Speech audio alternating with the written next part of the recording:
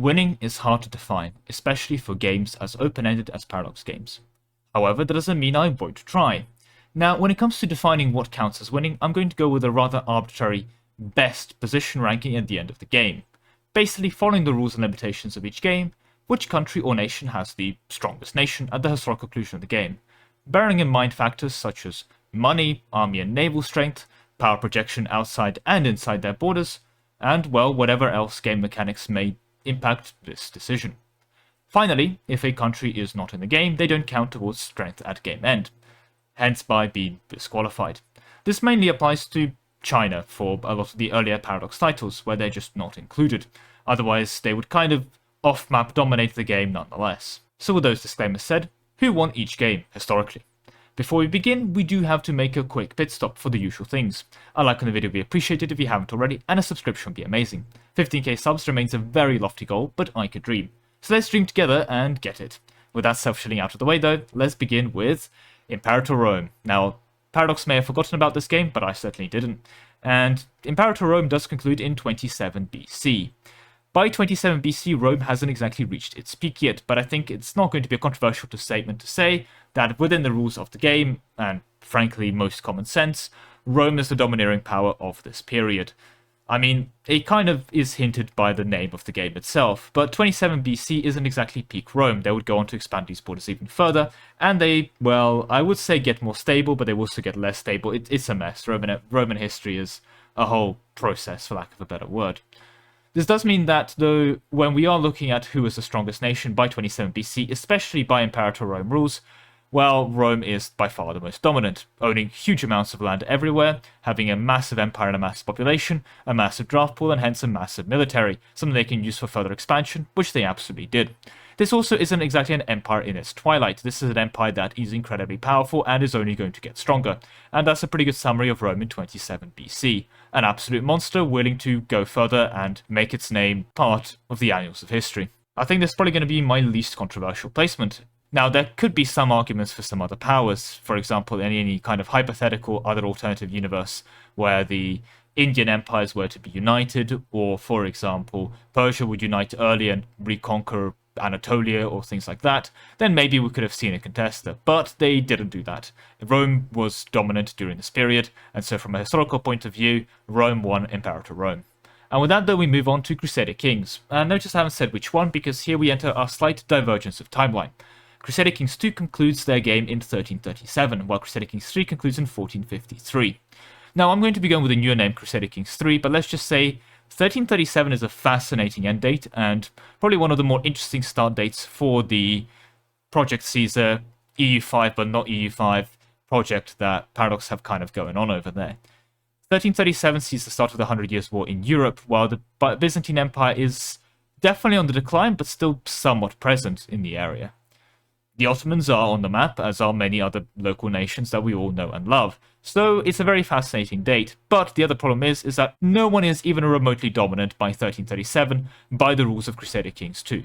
Like, at all, no one is dominant. This leads to a very fascinating situation where I can't really rule a game winner on here because no one is even remotely winning in 1337, especially with the plague about to hit in a year. So definitely not the greatest situation to begin. Crusader Kings 3, though, does somewhat simplify that. Starting in 1453, we see the emergence of some local powers. And while, again, no one is really dominating by Crusader Kings 3 rules to a massive extent, if I had to pick one nation, and I kind of do here, I'm actually going to go with the Ottomans, having recently defeated the Varna Crusade, well, in 1444, and defeated, well, the Roman Empire, finally putting a stop to that whole thing in 1453, which is the end date of Crusader Kings 3. The Ottomans have inherited their title of Sultans of Rome. For whatever person may believe that title. Again, titles are kind of only going as far as people using them. And the Ottomans, well, I guess some people would refer to them as the Sultans of Rome, but they certainly had a lot of titles. With that said, though, the Ottomans are in a fascinating position, because we're judging by Crusader Kings 3 standards, and they have the succession sorted, their nation is very centralized, they have a very powerful army, that's hunger for more conquest, and they're very certainly on the warpath, having defeated a lot of their enemies, and decentralized opposition to them in Eastern Europe, with Hungary kind of being destroyed after the whole Varna Crusade debacle, as well as a lot of its other regional opposition, for example within Poland and Bohemia looking up further. The Ottomans are also in a position to go up absolutely crush the Mamluks, although by 4053 that's absolutely not predetermined. It's just something we know that they did, so we're kind of getting into the weird situations of history of what's going on there. With that said, though, I mean, I do have to pick one country, and while the Ottomans aren't exactly completely globally dominating or completely winning by some extent that Rome was in our previous game, I think putting them as the winners of Crusader Kings 3 makes the most sense. After that, though, we move on to EU4, and that game concludes in 1821. Now, there are a couple contenders for winner of EU4. Now, one nation I would like to mention is probably going to be Russia. See, Russia is going to be in a weird situation here, where, judging by EU4 rules, they have amazing land for dev pushing their country, and making the land they already have incredibly amazing. They also own a lot of land, and a lot of land that can be made quite useful. The Siberian wastes are, well, pretty good for making money from fur. So while they're probably not the richest country, and by probably I mean they're definitely not the richest country, they're in a situation where they certainly have enough money to invest into their state and, well, fund their tremendous army. By 1821, even though it's not the greatest army in terms of army quality, it's certainly up there with army numbers, and so Russia is very domineering as the great beast from the east, holding pretty massive amounts of land, manpower, and everything else under those reserves. Their monetary situation again could be better, but I think if they were to utilize trade well enough from Siberia, they would certainly be, given their position, have enough money for their endeavors. While not exactly hitting any kind of stack overflows issues with money, they are not going to be suffering monetary issues, to summarize, for lack of a better word. Their army, again, though, is their main point of contention, having a massive army at this point, so there is an argument to be made as Russia as the other big threat. After all, the winner I'm about to proclaim did see Russia as their main threat during this period, and the winner I'm about to proclaim is actually going to be Great Britain. See, while Russia could probably claim military hegemon, especially with the end of the Napoleonic Wars and France itself being crushed, Britain can kind of claim the other two, making absolute bank from their colonial and trade empires at this point. Yes, they've been kicked out of the US, but they've kind of taken over the Mughal Empire and kept the good bits with the East India Company, and they hold a massive amount of colonies elsewhere. Their dominance over the Cape and very large navy, built for both trade and military might, is enough to, well, maintain their trade networks, making them absolute bank, which again is what they were doing. They have colonies all over the shop where it matters, and the colonies they do have are very good at steering trade within the current EU4 trade meta, meaning they're most certainly number one income, and given their naval dominance and the whole thing about Britain being rule in the waves, I think it's not unreasonable to say they probably have naval hegemony sorted at this point as well. Britain is very much in this case then dominating the rankings in the places where it matters, and if you were to look at EU4 score, which I guess no one else does, GB is in the lead here as well.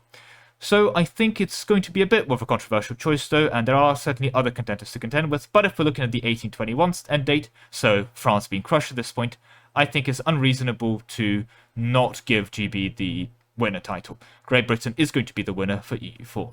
And with that though, we move on to Victoria 2, and a bit like Imperator Rome, the hint is in the name. Great Britain walks into Victoria 2 with an excellent position, and Victoria 3 by later extension. I can just talk about both games here because they both conveniently end in the same time period.